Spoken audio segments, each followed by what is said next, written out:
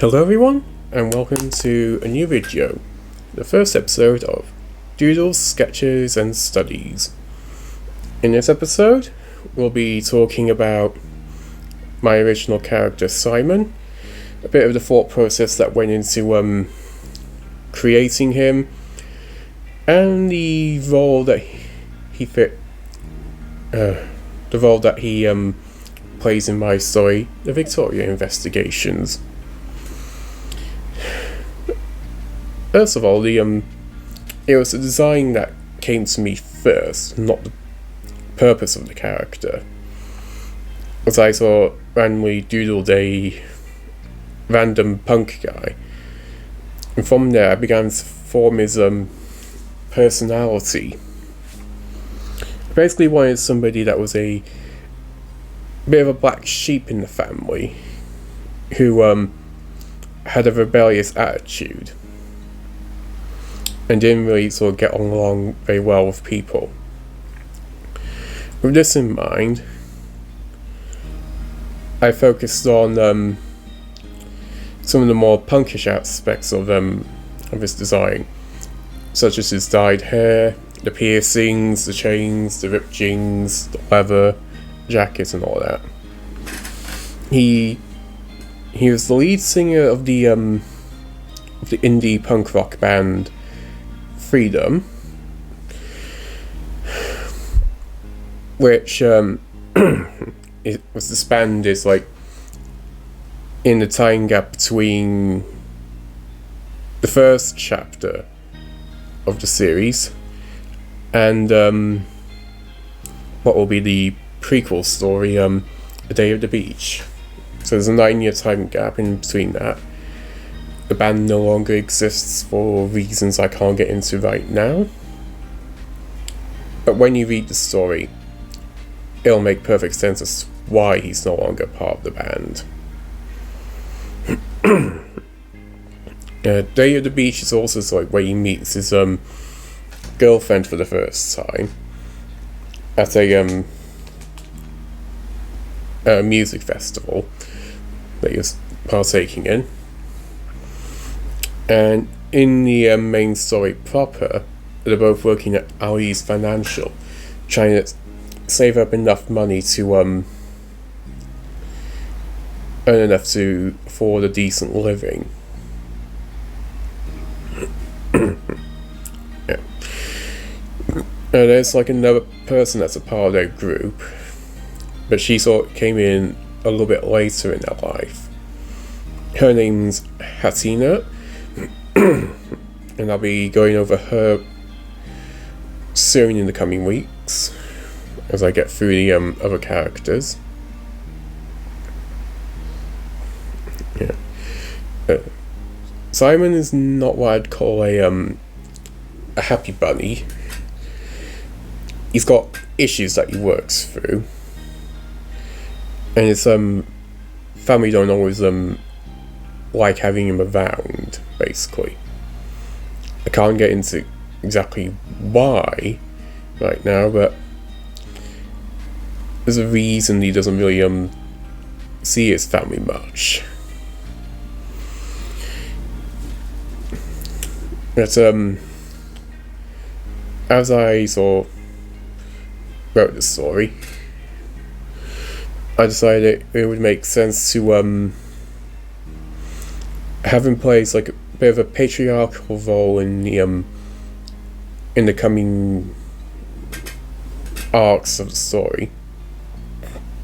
But initially starting off, he doesn't have much of a role, if that makes sense. But he'll come into it naturally when the time comes, basically. Now, the green swoop on his on the right side of his head. Where did that come from? Well, I have to thank my older brother for that. He had a little streak of green hair when he was being rebellious at one of his jobs, so I said, you know what? I'm going to put that on my character. And it just all stuck. I mean, I can't even imagine him without it. And now as for the background, I didn't have much in mind at first, but thinking about it now, it'd probably be when he's gone camping somewhere. And he's just probably scouting out an area to set up camp for the night. As you can see there, I'm blocking in a bunch of different colours just sort of trying to get the feel for what the background should look like. There's a lot of green valleys in Wales, basically, where I decided to set my story. But what's interesting is that the brushes that I use to do the trees in the back there, that's actually a pixel brush. So those aren't actually proper trees, they're just pixels, but from a distance they look like evergreens, of which the country has an abundance of, especially when you go out in the sticks. Yeah.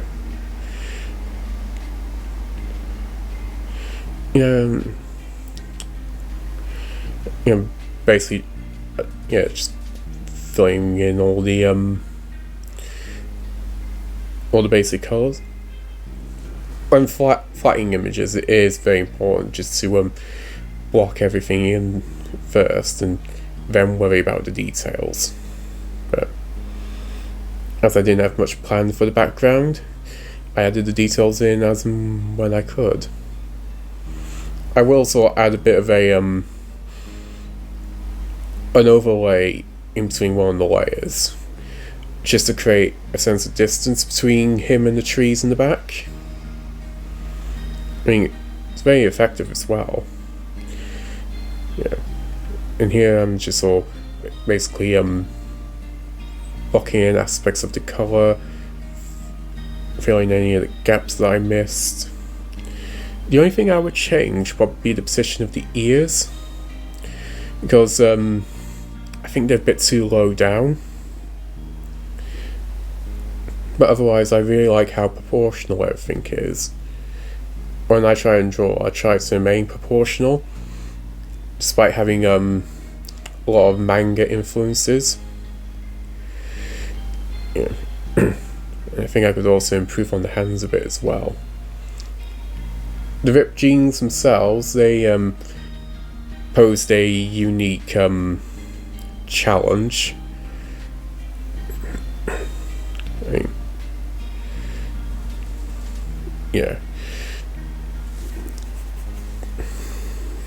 Just sort of trying to get the detail of the ripped fabric, and I wasn't sure if it was suitable just to have the skin exposed like that, or if there should be some fabric covering that up as well. But I went for what I went for. The chain, however, I'm sure I could do better with the chain. But another thing I'll probably change is I'll probably add a bit more texture to the jeans to make them look more like jeans and not just random blue pants that he wears. Yeah. His shoes, I wanted something that looks some lines of a steel toe cap, basically. And I was trying to think, well, also, what should I put on the front of him as a symbol? I was thinking skulls, but he already has one on the belt buckle, so I added a Latin cross to it.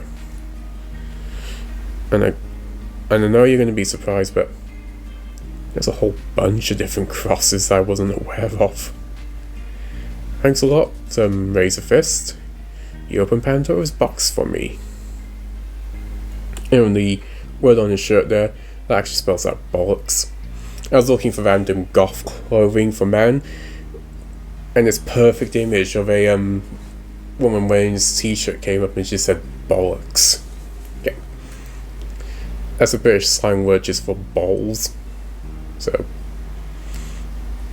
yeah, I just thought, yeah, he's gonna he would wear that. You know, the moment you go when you sort of see something, you go, my characters would wear that, my characters would say that, they would do that. And there's sort of one scene I'm dreading having to do because it's not to do with him in particular, but he's in it, but it's to do with how Laura answers the door, and she would do this. I'm just not sure how the internet will react to it. I can't say much because I don't want to get this video flagged or anything, but Laura is not a little saint. She can be a little rowdy at times. I tend to go out the lines a lot these days when carving, but with digital that's okay because you can just erase the excess. That's actually a thing known as destructive editing. The reference image I'm using for the colours comes from another artist that I commissioned years ago, Holly Brown. I quite like her body notification. I quite like her arts, and I do follow the comic series that she puts out. So I was inclined to just sort of commission her to draw my boy Simon. Although she referred to him as a school shooter psychopath. Not a school shooter, definitely not a psychopath, but yeah, that's kind of hilarious to ever say that. Unfortunately, the stream that she did where she drew that's no longer available, so that sucks. If it was, I would have put a link in the description. I would have sent that so you could have watched it. Yeah. I have no idea why I settled on a skull for the belt buckle. I just thought it looked cool. I didn't think he'd be the kind just to wear a normal belt buckle. And this is why I say this was a bit difficult to do properly because I wanted the texture of the paintbrush. So that's what I've settled on. I sort of inked it like that first, and then I just put the textured paintbrush bit on there. It creates a good enough illusion. And as we get to the end of the video, you'll see sort of like the whole thing completely finished. I had a feeling that the inside of a leather jacket would be different, but another thing I would do is I would just have added more texture to this. Perhaps I will just update a bit more texture, make it less flat. This one was a difficult choice. What colour socks do your characters wear? Does anyone have the answer to that? I sure as hell didn't. But, yeah. I decided I was going to wear purple socks, or I think that would be it's not magenta. I don't think it's fuchsia either. Sort of a purpley pink. So those are the socks he was wearing. Most people wouldn't even think about details like that, but I always try to think about how would my characters dress, how would they conduct themselves, what stupid things would they do, their speech patterns and all that, and even what colour socks do they wear, what kind of shoes do they have, what I don't know, hobbies do they have. Simon used to be the lead singer of Freedom, so perhaps once in a while he'll I don't know, play the guitar somewhere in the privacy of his own home. Maybe he does a little bit of drawing. Or maybe he works out a little at home.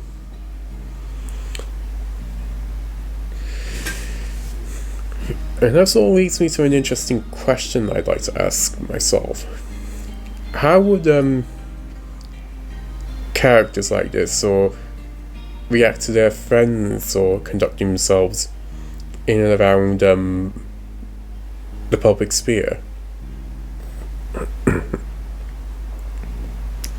Again, there's another thing that people don't think about most of the time. But this is the kind of stuff I think about. How do characters conduct themselves?